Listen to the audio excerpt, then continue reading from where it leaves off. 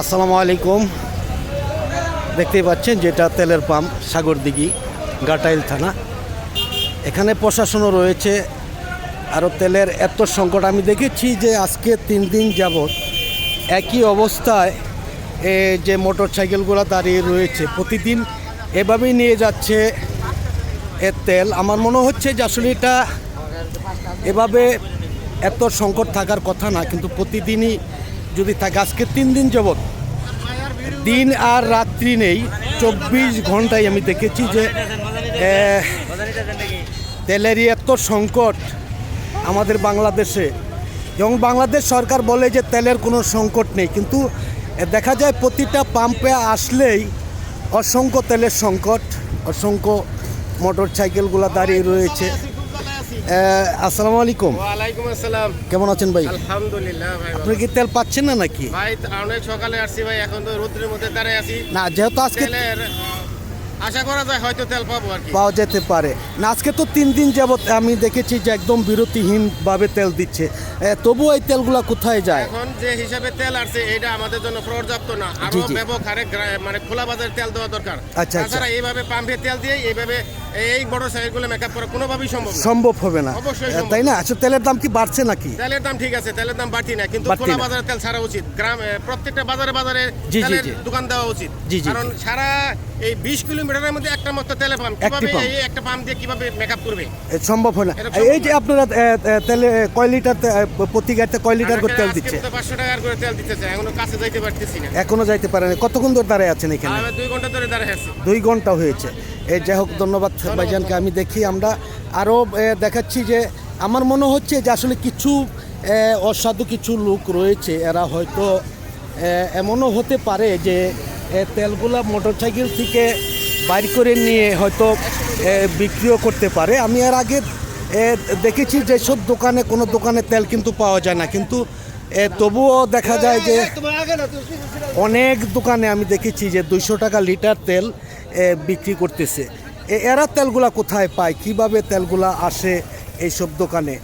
আমার মনে হচ্ছে যে হয়তো কিছু অসাধু লোক রয়েছে, এরা এভাবেই দাঁড়াই থেকে 5 লিটার বা তেল নিয়ে এরকম করতেছে।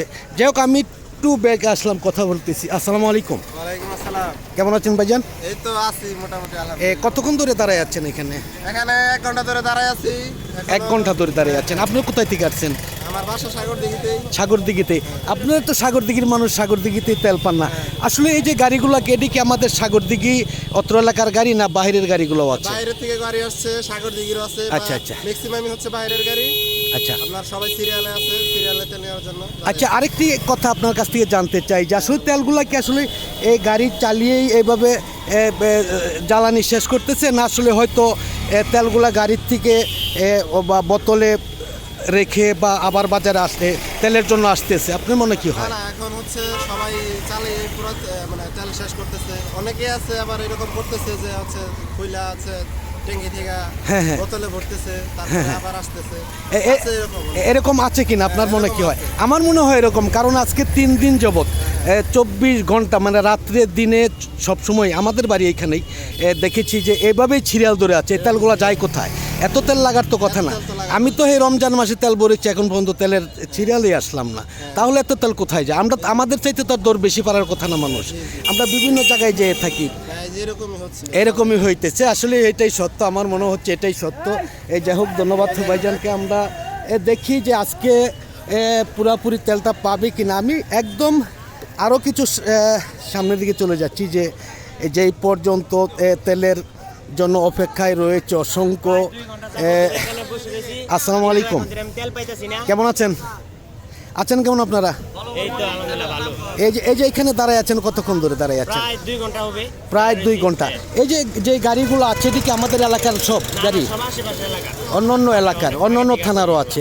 আচ্ছা, তেলগুলা কি সবাইকে গাড়ি চালিয়ে তেলগুলা কি শেষ করতেছে, না আসলেই আমার মনে হয় যে বাসা বাড়িতে রেখে বা বোতলে রেখে তারপরে ট্যাঙ্কি খালি করে নিয়ে আসতেছে? এরকম হতে পারে কিনা আপনাদের মনে কি হয়? দুটোটাই আছে। আচ্ছা, না আমাদের মনে হয়, কারণ আজকে 3 দিন যাবত রাত্রে দিনে 24 ঘন্টা তেল দিতেছে, তাহলে এই তেলগুলো যায় কোথায়? যায় যার জন্য বাড়িতে নিয়ে বুকিং করে রাখে। বুকিং করে রাখতেছে। আপনাদের মনে এটা বলে? এটা হ্যাঁ হ্যাঁ, এটা আমার মনেও বলে যে আজকে আমি বেশ 3-4 দিন ধরে দেখেছি একই অবস্থার মধ্যে। যাই হোক, ধন্যবাদ আপনাদের সকলকেই। আমি আর একটু সামনের দিকে চলে যাচ্ছি। দেখতে পাচ্ছেন যে অসংখ্য মোটর সাইকেলগুলো দাঁড়িয়ে রয়েছে, তেল পাবেন। আসসালামু আলাইকুম, কেমন আছেন ভাই? কি তেলের জন্য আসছেন? আচ্ছা আচ্ছা, কি আজ তেল কি পাবেন আশা করা যাচ্ছে আজকে নাকি? না, আজকে তো 3 দিন ধরে 3 দিন যাবত তেল দিতেছে, 24 ঘন্টা, আপনার রাত্রি আর দিন নাই, আমি দেখেছি। তা থেকে এই তেলগুলো কোথায় যায়? এই তেলগুলো কি আপনি মোটর সাইকেল চালিয়েই পুরা হয় নাকি আসলে দোকানে যায়? আপনাদের মনে কি আসলে দোকানে যায়, এটা সত্য? হ্যাঁ, 100%। আমি দেখেছি অনেকেই বলেছে যে ভাই প্রতি লিটার 200 টাকা বিক্রি হচ্ছে দোকানে।